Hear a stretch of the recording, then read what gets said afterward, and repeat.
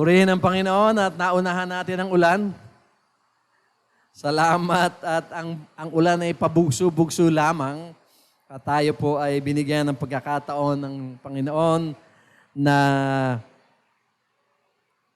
atin pong magawang makarating ngayon sa kabila ng sungit ng panahon.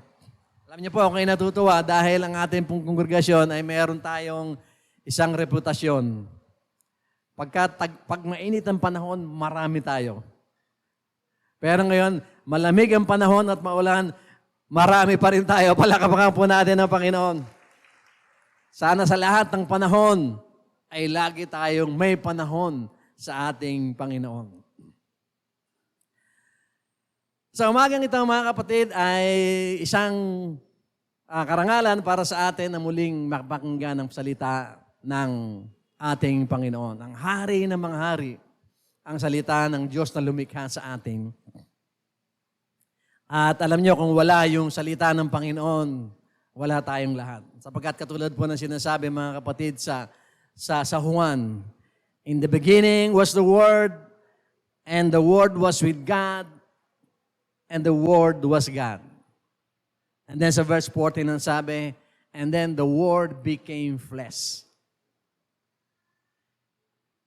If the Word hadn't become flesh, wala tayong kaligtasan. If the Word had not been spoken, wala tayong lahat. Kaya nga, alam nyo, kung isipin lang natin kung gaano kalawak at kalalim ang utang na loob natin sa Diyos, ay talaga namang tatalasan natin yung ating pandinig. Dahil siya ang nagbigay sa atin ng buhay. Isipin mo na lang mga kapatid, kung ikaw ay naghihingalo ngayon, yung talagang nauubusan ka ng hininga. At gano'n na lang ang tawag mo sa Panginoon, Panginoon, iligtas mo po ako. Pangako ko, pag ako iniligtas ninyo, maglilingkod ako sa inyo. At binigyan ka ng pagkakataon na mabuhay uli. Anong gagawin mo? Of course, you will revere God. You will honor God. Diba? You will praise God dahil binigyan ka ng pagkakataon. At hindi natin mga kapatid kailangan maghingalo. Sapagkat sa araw-araw na paggising natin sa umaga ay sapat na para ma-realize natin na napakalaki ng utang na loob natin sa Panginoon. At tandaan ko pa mga kapatid, meron tayong isang kapatid na wala na po sa ating piling ngayon na gumising ng bandang alas 10 yata ng gabi. Very normal ang kanyang pagising, pumunta sa comfort room, bumalik, humiga uli. Pero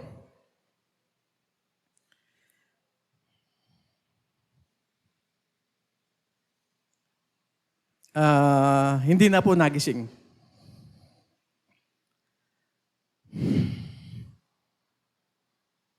Well, of course, kung tayo man ay may kalungkutan na nangyari yon dahil ang isang kapatid natin na minamahal natin who is passionate about the Lord. Ito yung isa sa mga kapatid natin na madalas siyang managinip, madalas siyang makaramdam ng revelation ng Panginoon. And then one day, sabi niya sa amin, Pastor, may panaginip ako, ganito ang sinasabi sa akin ni Lord. Sabi ko sa kanya, baka mayroon sa iyong pinapupuntahan si Lord na tao para dala mo ng kaligtasan. Then naisip niya, Pastor, yung kaibigan ko nasa Subic. And so nag-usap-usap we arrange everything. Meron siyang nahiram na sasakyan. At I think it was mga 3 days lang after that, sumugod na po sa Subic itong kapatid natin na ito. Kasama po ang ilang ating mga kapatid din. Para dalhin ang mabuting balita doon sa kaibigan niya na yon. And nasabi ko ito kasi gusto kong maintindihan po nating lahat how precious every day is. How precious every morning is para sa atin. And we should realize na bawat umaga ay utang natin sa Panginoon. At ang bawat umaga na lumipas sa ating buhay ay malaking utang natin sa ating Panginoon. Kaya nga, dapat natin siyang sambahin, dapat natin siyang igalang, dapat natin siyang purihin. Dapat magkandara pa tayo on any given Sunday na makapunta sa ating holy fellowship.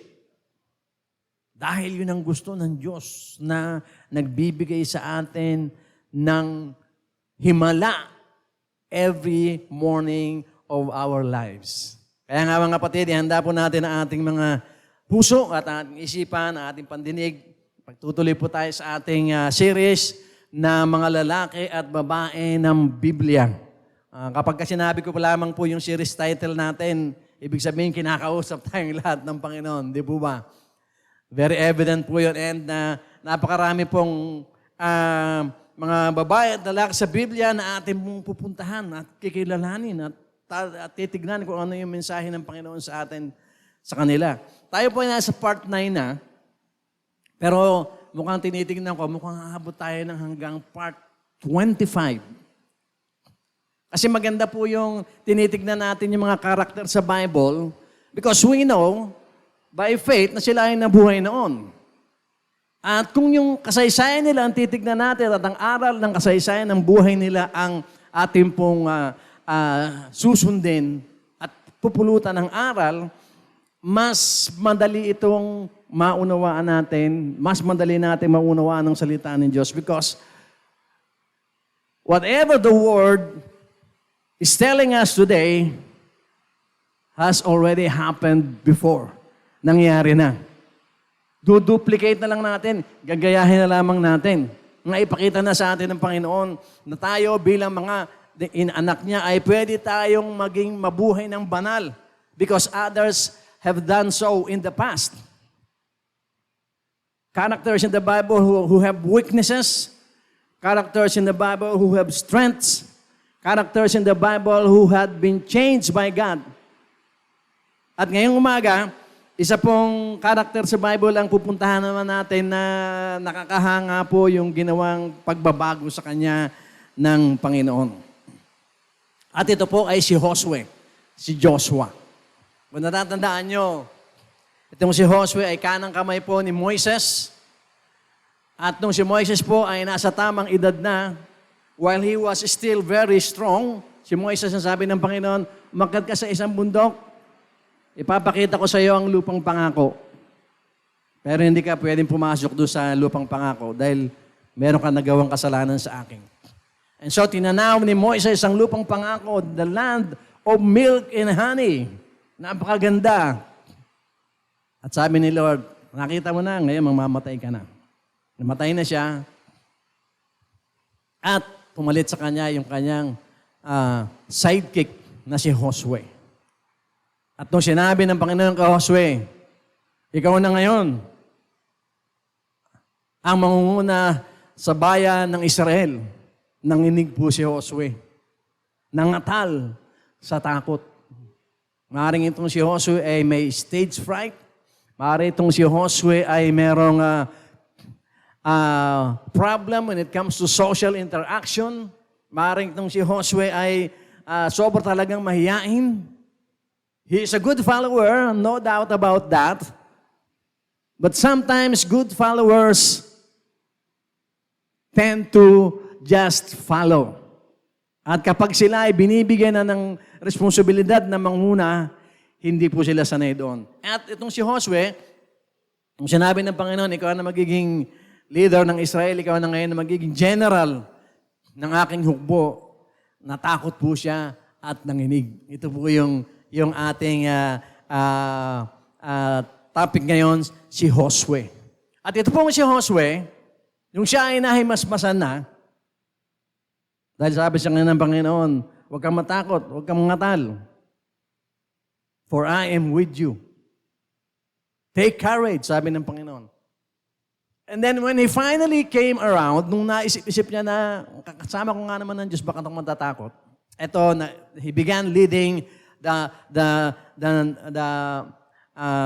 race of Jews, ang bayan ng Hudyo ng Panginoon at naging maluwag na sa Kanya, napangunahan sila. Sa madaling salita, natanggap niya na yung leadership na ayaw niyang tanggapin noon. At nung sila, mga kapatid, ay nasa lupang pangako na, may napansin po si Josue sa mga Israelita. Alam niyo po si mga Israelita ay madali po silang ma-impluensyahan ng ibang Diyos-Diyosan. By nature, mukhang ang mga Israelita po ay mahilig sila sa festivities. Mahilig sila sa mga fiesta. And kung fiesta ng ganong santo, fiesta rin sila. Mga pagan gods. And according po sa mga research, halos parang lumalabas po, bawat isang pamilya o isang household ng mga Hudyo, pagamat sumusunod sila sa ating Diyos, ay meron pa rin silang mga Diyos-Diyosan. Sila po ay nagtatabi ng maliliit na Diyos, na gawa sa kahoy, gawa sa tanso, gawa sa bato.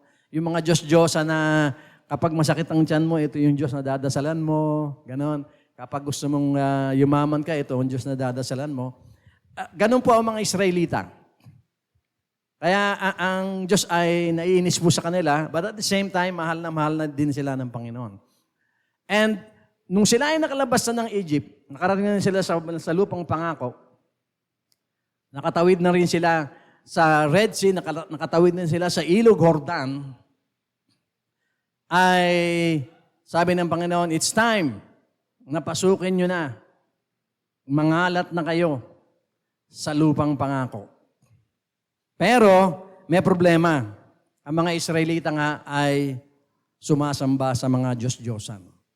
And they do a lot of things na ayaw ng ating Panginoon. Remember, nung si Moises po ay nag-stay sa bundok ng Sinai for 40 days and 40 nights, pagbaba niya, sinasamba na ng mga Israelita ay baka. Ganun po sila.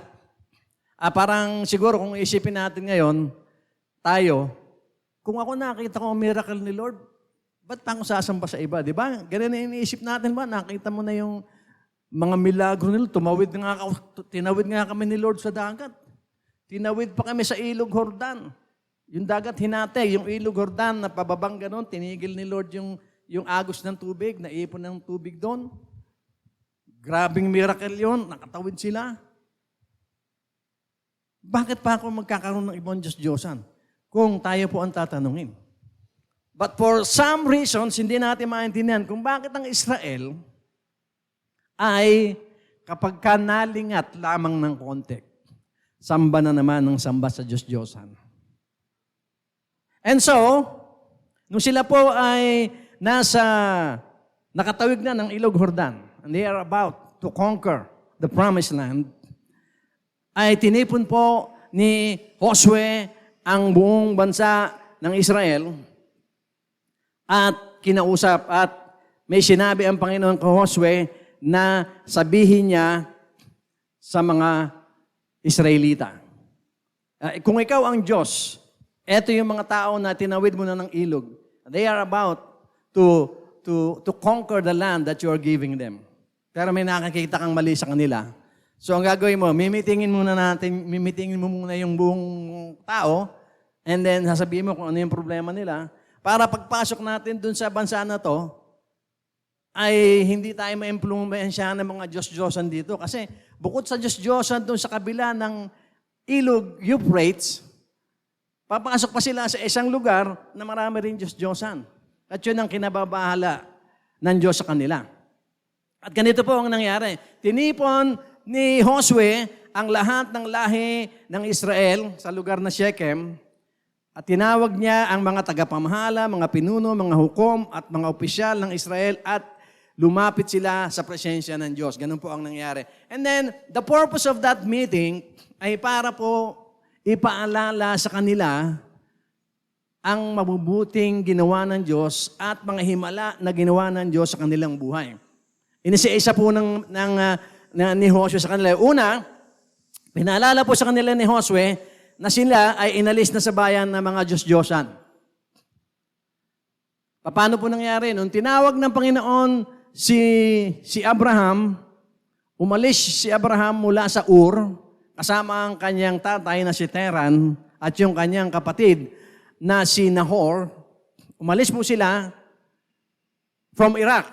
Galing po sila ng Iraq, doon po sila naninirahan noon. At napakarami po Diyos-Diyosan doon. So lumipat na po sila. And then, pinaalala rin ni Josue sa kanila na ang Diyos na nagagalit sa kanila dahil sumasamba sila ng ibang Diyos, ay ang Diyos na nagligtas sa kanila mula sa Ehipto. Nilabas sila sa Ehipto, tapos nung sila ay na-sandwich na ng dagat at ng mga sundalo ng Egypt, hinati ni Lord ng dagat, nakatawid sila. So pinaalala yun sa kanila ni Josue. At pinaalala na sila sa kanila ni Josue, nung sila ay makapasok na nga sa lupang pangako, ay niligtas naman sila ng Diyos laban sa mga Amoreo. Ito po ay isang lahi na nagmamay-ari ng malaking bahagi po ng lupang pangako na pinasok nila. At kung natatandaan niyo yung istorya ni Balaam at saka ni Balak, si Balak po ang hari ng mga Amoreo, si Balaam naman ay isang propeta na binabayaran ni Haring Balak si Balaam para sumpain ng Israel. Pero anong nangyayari, tuwing pupunta si Balaam sa taas ng bundok para sumpain ng Israel, ang nasasabi niya puro blessing. So dahil nun sa mga blessing na binanggit ni Balaam na galing sa Panginoon, ay natalo nila yung mga Amoreo. At meron pang ginawa ang Panginoon, pinahabol niya sa mga hornets, yung dalawang hari, na may dalang mga maraming sundalo. Hindi na po kailangan makipaglaban ng espadahan ng mga Israelita. Nagpadala ang Panginoon, hindi ko lang alam sa Tagalog kung ano yung hornet eh. So parang bubuyog yung pinadala. Yun ang tumugis po sa dalawang malalaking army. Kaya mga Amoreo rin, kaya umalis sila. Ginawa ng Panginoon yun sa kanila, pinapaalala ni Josue. Kaya niya pinapaalala kasi nga itong mga tao ay mukha yatang ang iniisip naku, papasok na tayo sa lupang pangako. Anong klaseng Diyos-Diyosan kaya meron sila? Parang yun na nasa isip Imbis na ang Diyos na nagpalaya sa kanila. And then finally nga, pinaalala sa kanila ni Josue na kayo ay tinawid sa Ilog Jordan. Yun yung final departure nila from Egypt. Sa kabila ng Ilog Jordan, pagtapak nila ron, yun na po ang lupang pangako.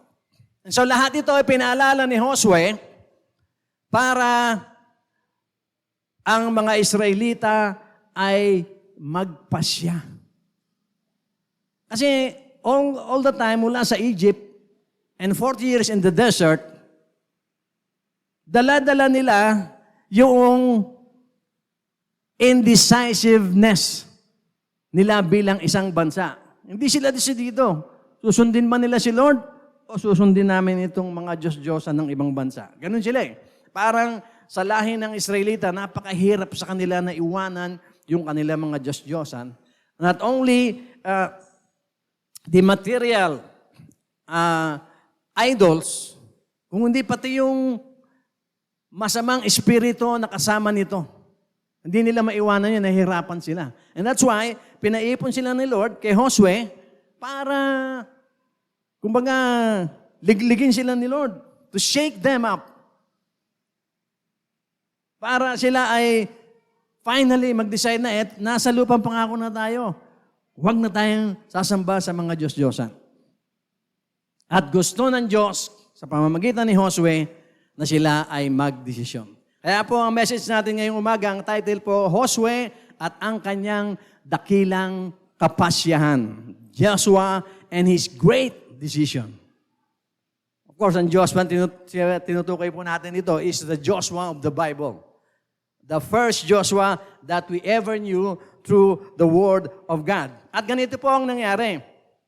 Sa Joshua 24:15 ay sabi po ng Biblia ay ganito. Matapos ipaalala ni Josue sa lahat ng Israelita ang kabutihan ng Diyos at mga himala ng Diyos na ginawa sa kanila, ay mukhang hindi pa rin sila decided. Kaya ito po sinabi sa kanila ni Josue, pero kung ayaw niyong maglingkod sa Panginoon, mamili kayo ngayon sa araw na ito kung sino ang paglilingkuran ninyo? Maglilingkod ba kayo sa mga Diyos na pinaglilingkuran ng mga ninuno nyo sa kabila ng ilog Euphrates o sa mga Diyos ng mga Amoreo na ang lupain ay tinitirhan ninyo ngayon? Kasi napalayas na yung Amoreo. Pero para sa akin, ang sabi ni Josue, ito po yung pinakamatindi. At sa pamilya ko, maglilingkod kami sa Panginoon. Siguro naiinis na si Josue. Habang ipinapaliwanag niya lahat ng kabutihan ng Diyos, nakikita niya sa mga muka ng mga leaders ng Israelita that some of them are not convinced. That some of them are thinking, ano lang yan? Ba't natin pakikinggan niya si Josue? Basta nasa lupang pangako na tayo. Sumamba rin tayo sa ibang Diyos-Diyosan. Kasi swerte yun eh. Ganun po ang attitude nila. Nararamdaman po yan ni Josue. Kaya sabi ni Josue, kung ayaw niyong sumaglingkod sa Panginoon, bahala kayo. Ang sabi niya, basta ako at ang aking pamilya, maglilingkod kami sa Panginoon. Palakpakan natin si Lord. Alam niyo bakit mga kapatid? Sapagkat this is one of the greatest decisions that was ever made by a biblical character na ginawa bago nila totally sinakop ang lupang pangako. At nakakahanga na si Josue ay nagawa niya yung desisyon na yun. Remember, sabi natin kanina sa ating illustration, dati takot na takot siya nung ginagawa siyang leader, ayaw niya. Pero finally, he came around, naisip niya, okay na, kasama ko si Lord. Tapos, nakapaggawa siya ng ganung klaseng desisyon.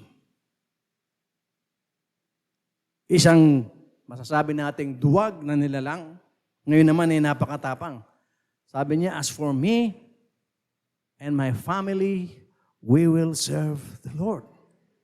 Di po ba? Alam niyo po yung mga Diyos-Diyosan, hindi lang po yan yung mga rebulto. Sa ating buhay din, maski ngayon, meron tayong mga sari-sariling Diyos-Diyosan. Yung katamaran natin, yung masasama nating ugali, Diyos-Diyosan din yan. Yung pagiging makasarili natin, yung pagsamba natin sa tao, yung pinagpapalit natin ang Diyos para sa isang nilalang, o kaya pinagpapalit na natin ang Diyos para sa ating mga anak. Diyos-Diyosan din po yun. At tayo pong lahat, one way or another, ay meron nun. At ngayong umaga, ay pinapaalalahanan tayo rin ng Panginoon na tayo ay magdesisyon. Maybe some of us here are thinking, mag-resign na ba ako sa trabaho? Kasi yung trabaho ko nakakaabala sa aking pagsamba sa Panginoon, sa aking paglilingkod sa Panginoon. Totoo po yan, nangyayari po yan. Maybe yung lifestyle natin as a family ay hindi kalugod-lugod sa Panginoon. And we can't let go of that culture ng ating pamilya. It's about time. Na-relinquish na natin yung paghawak, pagyakap natin sa mga bagay na ayaw ng Diyos. Lahat ng bagay na ayaw ng Diyos na ginagawa natin, na mas minamahal natin kaysa sa Diyos, ay mga idols natin. Kung ang mga Israelita ay nagkakaproblema dahil sa pagsamba nila sa iba't ibang Diyos-Diyosan, tayo rin sa panahon ngayon, meron tayong mga Diyos-Diyosan na hindi natin niyuyukuran, hindi natin ginagawa ng altar, pero may altar sila sa ating puso. Whatever it is that is holding you back in obeying God and honoring Him and worshiping Him, lahat po yon ay mga idol na dapat nating bitawan na. Subalit para kay Josue, mga kapatid, malinaw na linaw sa kanya ang kabutihan ng Diyos. And I hope, nung binanggit ko yung mga ginawa ng Diyos sa Israel, ay nangungusap sa atin yung salita ng Panginoon. Because we too have our own idols na kailangan po nating iwanan na. And move on to the promises of God. Katulad ng mga Israelita na finally they will be living in the promised land. Subalit, ang nakakatuwa kay Josue ay malinaw na malinaw sa kanya na talagang mabuti ang Diyos sa buong Israel. At ang kanyang resolution nga sa sarili niya, kung ayaw niyo maniwala, bahala kayo. Pero ako at ang aking pamilya ay maglilingkod sa Diyos. Yun po ang sabi ni Josue. So, papaano po ba ginagawa na piliin ng Diyos na sambahin natin talaga? Totally. Sa ating buhay. Sa lahat ng area ng ating buhay. Paano ba ginagawa yon? Bakit ba ang hirap gawin nun? Hindi po ba? Lahat tayo ay merong mga ugali, kasi tayo mga Kristiyano na pero meron pa tayong mga ugali na hindi natin maiwa-iwanan. Suplada tayo, matapang tayo. Minsan natutuwa pa tayo dahil matapang tayo, di ba? Makulit tayo, di ba? Tamad tayo. Yan yung mga karakter natin na hindi natin may give up. Takot tayo sa kinabukasan. That's another idol. And because of our fear of the future, hindi na natin masamba si Lord. Dahil nagkukumahog tayo, inahabol natin ang kahirapan, inahabol natin ang ating kita, na kahit linggo ay nagtatrabaho tayo. Yung mga ganon. Paano ba natin iiwanan yun? Ang hirap hindi po ba? And one of our problems ay yung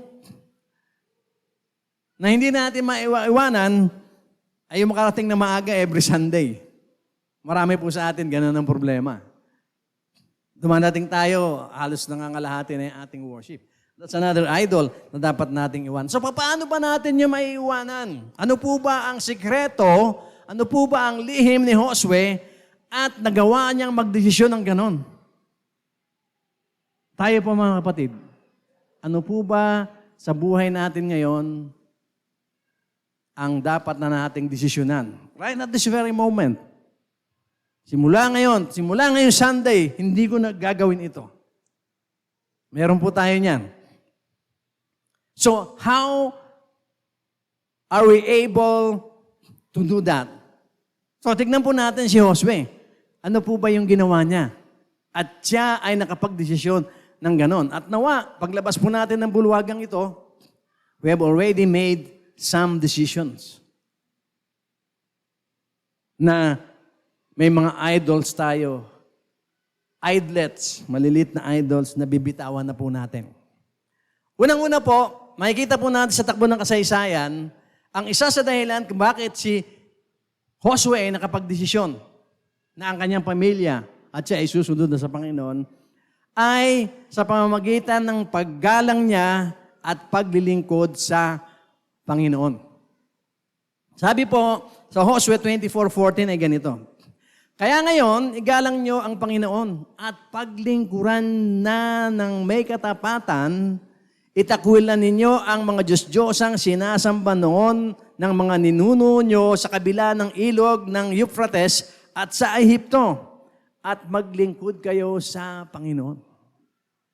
So that is what Joshua did. Ano yung ginawa niya? Iginalang niya ang Panginoon, pinaglingkuran niya ang Panginoon, at pag ginawa mo yon, ang paggalang sa Panginoon at paglingkuran ng Panginoon, maitatakwil mo ang mga Diyos-Diyosan na meron ka pa hanggang ngayon, kapatid. There's no other way. Kasi pag iginalang mo ang Diyos, mahihiya ka sa Kanya, nasambahin yung Diyos-Diyosan mo, whatever that may be. Whether it's literal idols or pamumuhay natin. Kasi ginalang mo siya . Pag ginalang mo ang isang tao, nagpipitagan sa kanya, sumusunod ka sa kanya. Ginagawa mo yung sinasabi niya. At yun po ang ginawa ni Josue. Tandaan po natin, si Josue ay ayaw niya maging leader. Siguro nalimutan niya na rin lahat ng ginawa ng Diyos na mabuti bago siya makarating sa kabila ng ilog ng Euphrates bago tumawid papunta ng lupang pangako. For a while, nalimutan din niya yun. Pero nung maalala niya, at ito na nga, inulit niya sa mga Israel ang kabutihan ng Diyos. At yun ang pundasyon ng desisyon ni Josue na sinabi niya na ako at ang aking pamilya ay maglilingkod sa Panginoon. Dahil iginalang niya ang Panginoon at pinaglingkuran. So, mga kapatid, ano ang idol mo na hindi mo maisuko sa Panginoon? Maisusuko mo yan sa Panginoon kung gagalangin mo siya at paglilingkuran. Ang ating pamilya, maglingkod sa Panginoon. Hindi natin sinasabi dito na lahat kayo ay maging pastor at pastora.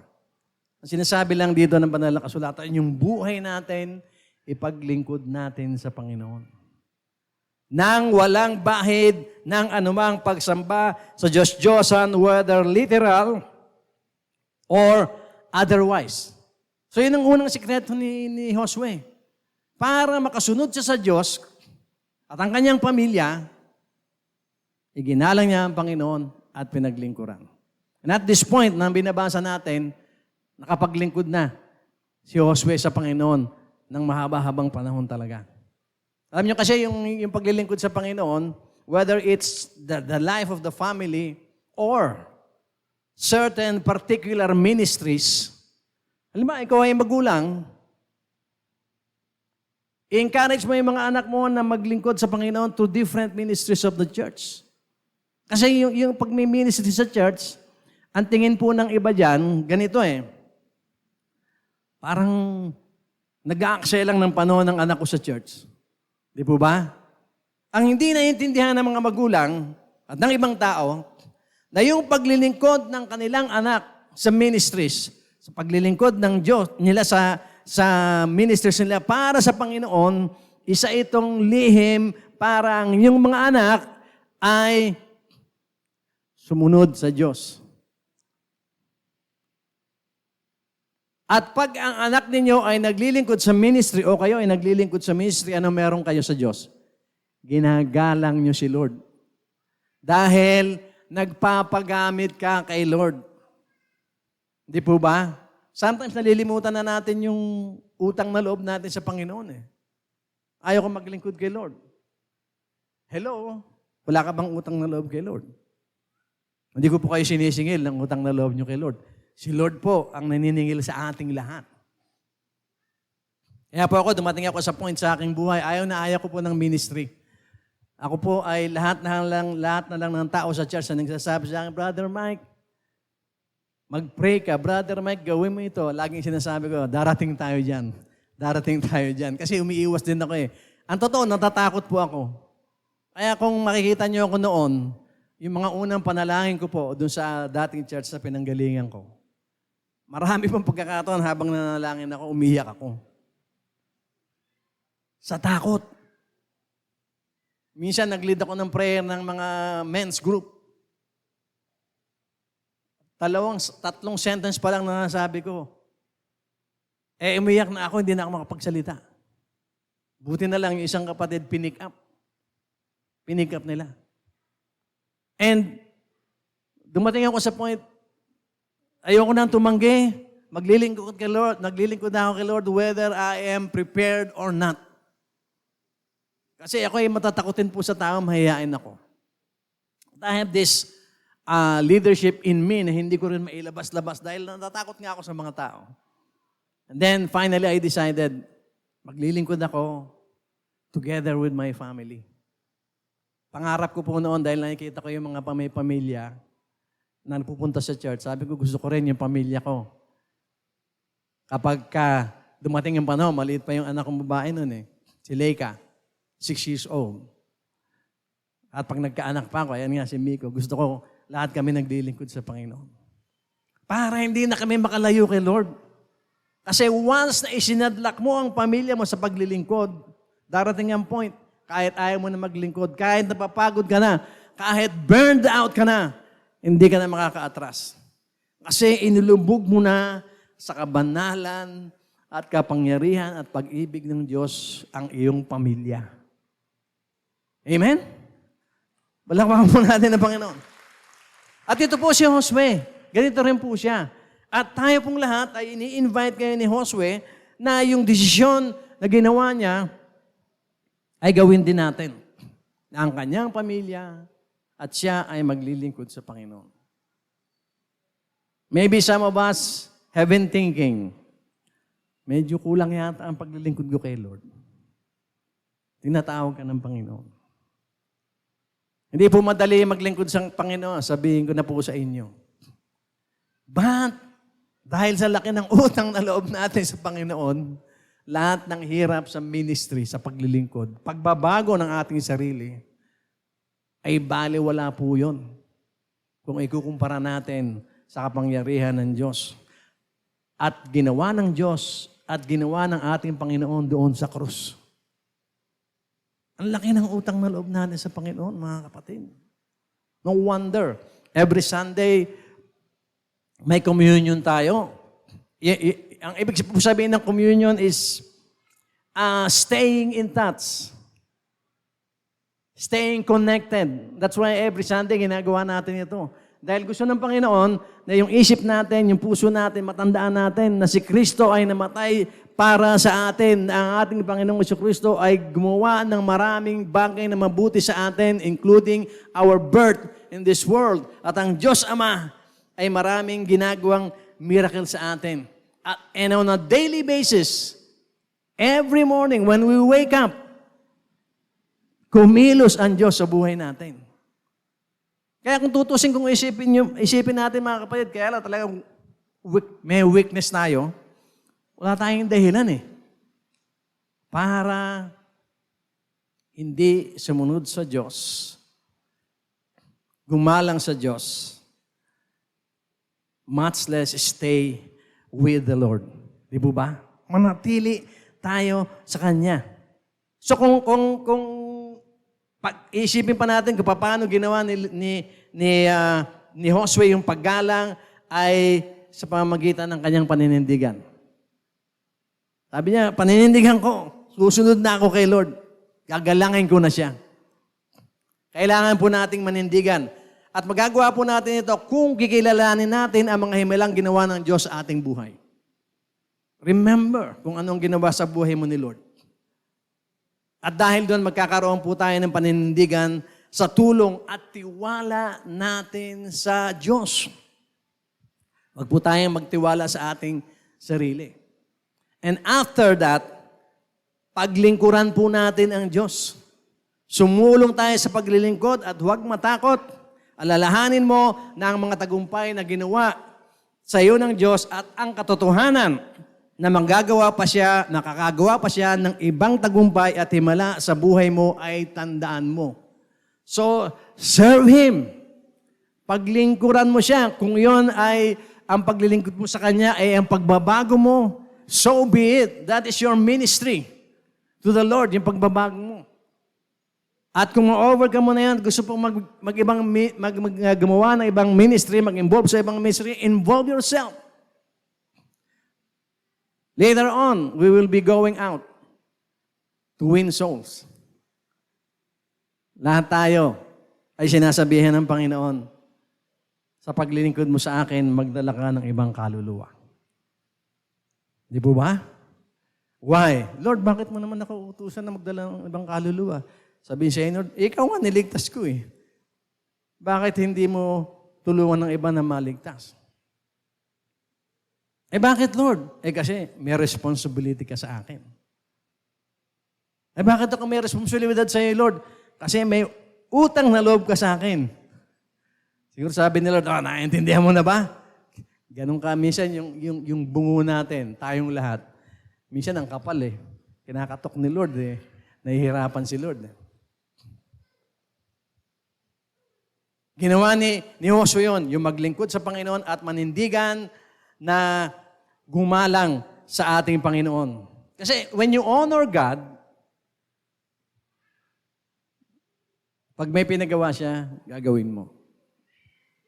If you truly honor God, kung may ginagawa ka na ayaw ni Lord, bibitawan mo. And because of that, you can make a decision to obey the Lord, to serve the Lord.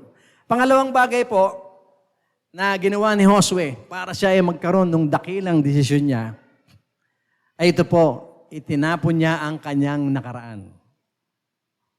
Pag tinanong ko kayo ngayon mga kapatid, tayo lahat, ano ang nakaraan mo? Parang video, nagpi-play, no? Nagpi-play. Sa ating isip ngayon, as you are listening to me and I am talking to you, naglalaro na yung isip mo eh. Di ba? Ano ba yung nakaraan mo? Alam mo yung nakaraan mo. At yung nakaraan natin, dapat na nating itapon. Alam niyo po mga kapatid, nung tayo ay tinanggap natin ang ating Panginoong Jesucristo as Lord and Savior, binigyan niya tayo ng kaligtasan by virtue of the power of the cross and the blood of our Lord Jesus Christ. Yung madalas kong sabihin sa inyo na relational holiness. Yung naging holy ka to the point na maliligtas ka na kasi banal ka eh. Pero yung kabanalan na yan, binigay sa iyo ni Lord. Yun yung ginawa ng ating Panginoon doon sa krus. Binigay lang sa atin yun, hindi natin kayang gawin yun. And then, pangalawa, dahil tayo ay binigyan ng holiness ng Panginoon para maligtas, ang tiyak na kaligtasan, meron pa tayong kailangang iwanan. At ito yung mga bagahe natin sa ating buhay. Ano po yung bagahe sa buhay natin? Yung nagpapabigat, kaya hindi tayo maka-move on, hindi tayo maka-forward, kasi may humahatak sa ating paatras. O merong mabigat sa mga balikat natin, at dahil doon hindi tayo makakilos. Yun yung mga nakaraan natin. Yun yung mga baggages natin. At yung mga baggages na yun, kailangan na nating itapon. Says Joshua himself. Tignan po natin ang sinasabi mga kapatid sa Joshua 24:21 hanggang 24. Pero, pagkatapos kausapin ni Josue ang mga tao, pero sumagot ang mga tao kay Josue, maglilingkod kami sa Panginoon. Sinabi ni Josue, kayo mismo ang mga saksi sa mga sarili nyo na pinili nyong paglingkuran ng Panginoon. At sumagot sila, oo, mga saksi kami.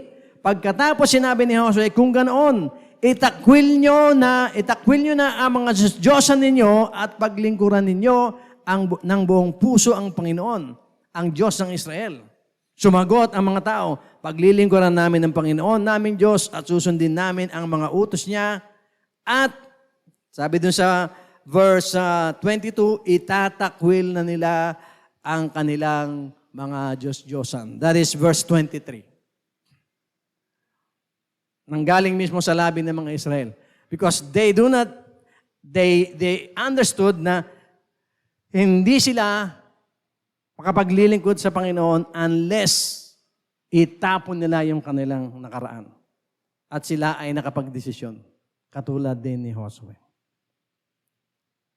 Kaya tayong lahat, mga kapatid, ay inuutusan ng Panginoon na una ay igalang natin ang siya at paglingkuran, at pangalawa, itapon natin ang ating nakaraan. Paano natin itatapon ang ating nakaraan? Some tips from the Bible. Gusto ko nang itapon, pastor, yung aking nakaraan. But how do I do it?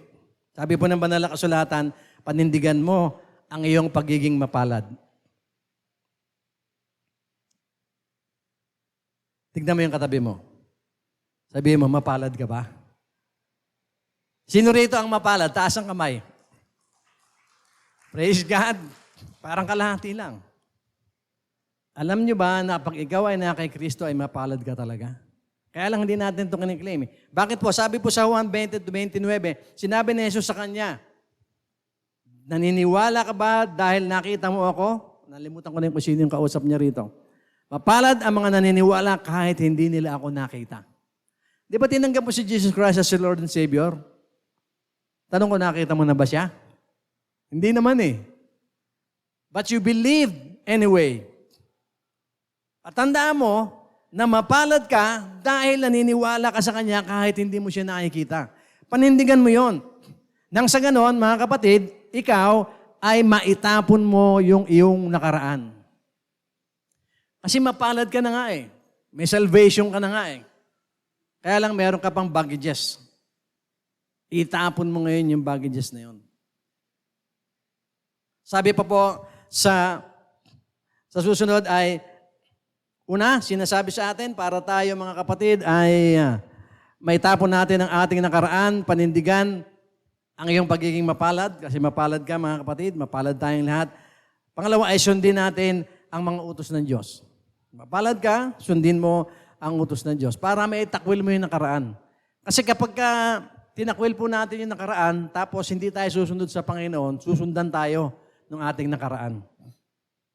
Tulad na sinasabi sa Bible, kapag umalis sa puso mo ang masasamang espiritu, kailangan palitan mo ng mabuting espiritu.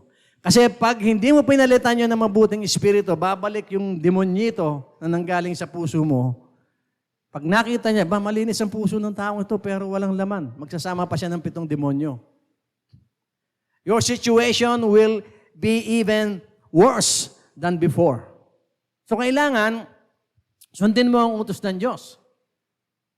Ang sabi po sa Mateo 22:37-40, ay basahin po natin. Ang sabi po, sumagot si Jesus, mahalin mo ang Panginoon mong Diyos ng buong puso, ng buong kaluluwa at ng buong pag-iisip. Ito ang pinakamahalagang utos sa lahat. At ang ikalawang pinakamahalagang utos ay katulad din ito. Mahalin mo ang iyong kapwa katulad ng pagmamahal mo sa iyong sarili. Ang buong kautusan ni Moises at ang mga isinulat ng mga propeta ay nakasalalay sa 2 utos na ito. Para hindi na tayo mahirapan, magbilang ng 1, 2, 3 hanggang 10 commandments. And apart from that, marami pa pong utos ang Biblia. Pero pag inanalyze yun, lahat yung utos ng Diyos sa ating lahat ay nauwi lang siya sa 2. If you obey all the commandments of God, ibig sabihin, mamahalin mo ang Diyos ng buong puso mo, ng buong kaluluwa mo, at ng buong pag-iisip mo. Yun yun. At pag sinunod mo pa rin ang mga utos ng Diyos, ibig sabihin, mamahalin mo ang kapwa mo katulad ng pagmamahal mo sa sarili mo. Pag yung 2 prinsipyo yun ay nasunod mo, without even knowing it, nasusunod mo na pala yung mga utos sa Bible na hindi mo pa nababasa. Hindi po ba? For example, ano ba yung kautusan ng Bible when it comes to tawag dito, fornication and adultery? Alam natin na merong ganun sa Bible pero many of us haven't read about that. O nadaanan natin pero hindi natin pinapansin. Pero lahat yun mga kapatid ay nakaka-apekto po sa atin. Sa ating pagmamahal sa ating kapwa at sa Diyos. At sa pagmamahal din natin sa ating sarili. Kaya kapag sinunod natin ang mga utos ng Diyos, yung 2 prinsipyo na yun, pinaka-essence ng lahat ng kautusan, masusunod natin ang kautusan. Although we cannot perfect it. Pero bahala na si Lord dun sa kakakulangan natin dahil sa dugo ng ating Panginoong Yesus. So sa pamamagitan po ng pagsunod sa Diyos, ay magagawa natin itapon ng ating nakaraan. Kasi pag sinunod mo si Lord, hindi mo masusunod ng kaaway. Di ba ba? Simple lang po eh. While it is very spiritual, it is also logical. Na sa pamamagitan ng pagsunod mo sa Diyos, magagawa mong itapon ang iyong nakaraan kahit na hindi nasaksihan, kahit na hindi mo nasaksihan ang mga himala ng Diyos sa panahon noon. Kasi you are now operating by faith. Yung mga nangyaring himala na binanggit kanina, hindi natin lahat nakita yun. But we believe it. Hindi po ba? Ganun na nangyari. Ang totoo niyan, mga kapatid, ay wala nang ibang paraan para tayo at ang ating pamilya ay makasunod sa Diyos kung di itong 2 itinuturo sa atin. Kailangan nating palitan ng bago ang nakaraan, kailangan pairalin natin ang ating bagong pagkatao. And then, lumakad tayo ng pasulong. Kasi ang problema, tumitigil tayo, umatras pa tayo. So, paano ka hindi aatras? Tanong mo yung katabi mo, paano ka hindi aatras? Simpleng sagot, logical but very spiritual. E di sumulong ka. Kaya po, ang sabi po sa Isaiah 43:18 hanggang 19, pero huwag na ninyong iisipin pa ang nakaraan Dahil bagong bagay na ang gagawin ko, ito'y nangyayari at nakikita na ninyo. Move on, move forward, ang sabi ng Panginoon. Sa Kawikaan 4:25, ang sabi, let your eyes look straight ahead. Fix your gaze directly before you. Huwag ka nang lilingon. Kasi hindi mo maiiwanan yung iyong nakaraan. Huwag manatili, mga kapatid, sa kumunoy ng nakaraan. Umapit sa Panginoon at umahon sa pagkakasadlak, sa putik ng kasalanan at masasamang pag-uugali. Umahon at tumingin sa hinaharap na bago at bagtasin ang landas ng tagumpay. Magpasya po tayo, mga kapatid. Kung noon ay nananaig pa ang ating mga sariling kagustuhan sa buhay at dinala tayo nito sa kapahamakan, panahon na magdesisyon tayo ng tama. Hindi po ba? Ang problema napapahamak na tayo, ayaw pa natin magdesisyon. Let us make a decision. The one that Joshua made. Igalang ang Panginoon at paglingkuran, itapon ang ating nakaraan, at panindigan na natin na tayo ay maglilingkod sa Panginoon habang buhay. Wala nang balikan sa natitira pang mga taon ng ating buhay. Sa bawat taon, bawat oras, minuto at segundo ng ating buhay, we will serve the Lord. Sabi ni Josue, as for me and my family, we will serve the Lord. That is obeying the Lord by the second. At mamuhay po tayong Kristiyano at talikuran ang ating mga dating pagkatao at ang sanlibutan. Totally. Kasi once na nag-iwan pa tayo ng maliit na idol sa ating buhay, papasok sa atin ang kaaway. At lahat ng pagsisikap natin ay mawawala. Magiging miserable ang ating buhay. Pero katulad po ni Josue, mga kapatid, na gumawa ng dakilang kapasyahan, magpasya po tayo ngayon.